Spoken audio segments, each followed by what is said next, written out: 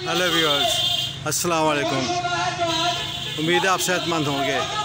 आज हम मुनकरात के लिए मैदान अमल में आए हैं कि पाकिस्तान के अंदर बेहयाई को ख़त्म किया जाए। आए तंजीम इस्लामी इसके बारे में कितनी एफर्ट्स कर रही है, आए देखते हैं।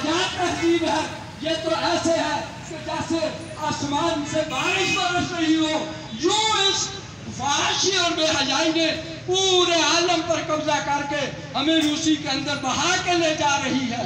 ये हिम्मत के काम है उस पर जाके मुखालिफ सिमत में चलने की बात है। और इंशाअल्लाह वो वक्त करीब होगा और जरूर आके रहेगा जब अल्लाह की जमीन पर अल्लाह का वो दीन होगा जो हया पर मुश्तमिल होगा, जो शर्म पर मुश्तमिल होगा, जो हर एक को उसका हक देगा, जो हर एक को उसकी जरूरियात देगा और जिसके अंदर हर एक का हया भी होगा। अल्लाह हमें इसकी हिम्मत और ताकत नसीब फरमाए। व आखिरु दावाना अल्हम्दुलिल्लाहि रब्बिल आलमीन। मैं था इकबाल खोखर और आप देख रहे थे human rights missionary YouTube channel. अस्सलामु अलैकुम।